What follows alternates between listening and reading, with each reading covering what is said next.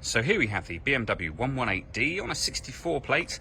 I'm going to start off by showing you around the outside of the car, and then we'll hop in and run through some controls on the inside. From the outside though, you can see it's a 5-door car with alloy wheels. Let's start off inside the boot, and then we'll work our way around the rest of the car from there. As we approach the back of the car, you can see we have reversing sensors, plenty of boot space as well, along with that 60-40 split folding rear seat should you wish to increase this space even further. Okay, so we're just going to work our way back round to the front of the car, and then we'll hop in and run through some controls on the inside. But now that we've done a full circle of it, you can see it's in excellent condition the whole way round. Just briefly before we climb in, I think it's what we're seeing the interior from this exterior point of view. There's plenty to run through on the dashboard, so let's hop in and we'll do that right now. Okay, now that we're inside the car, we're going to start with the dials. On the left-hand side, we have the speedometer and fuel gauge, and on the right-hand side, the rev counter. In the middle at the bottom, you can see the total miles of this car. They're 81,741. If we back out to the steering wheel, on the left-hand side, we have cruise control and speed limiter, and over on the right-hand side, we have the stereo and phone controls for the car. In the center is where you will pair your phone up in order that you can use it, and you do that under the telephone heading just here.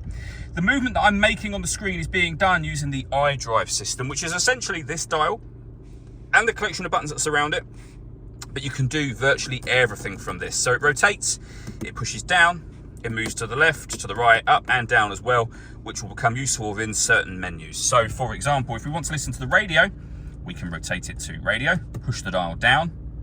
We've got FM, AM and DAB, as you can see. If I jog the dial to the left, we come back out of that screen. To listen to your own music, you go to the multimedia heading. Similar situation, you've got a few ways you can connect up. So you've got CD player devices. So under external devices, we've got Bluetooth audio, USB input and auxiliary input, and we can come back out of that screen again. This car's also got satellite navigation, which is a nice clear color display. This is BMW's professional nav, so it's the wider screen.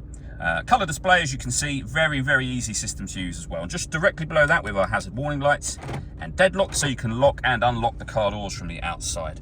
Beneath that, we have the volume for the CD player itself, and then down here, we can adjust the fan speed, the temperature, and the direction the air is being distributed in.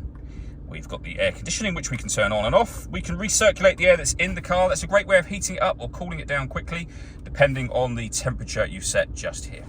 Underneath that, we have 2 cup holders and a 12-volt charging socket, the 6-speed manual gearbox, and these buttons just here. So you can turn the traction control on and off.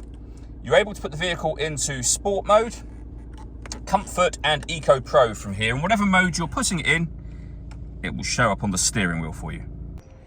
All that leaves me to say is thank you for taking the time to watch this video. If you'd like to come and see the car in person and have a test drive, please feel free to give us a call here at Surrey Specialist Cars. We'd love to hear from you soon.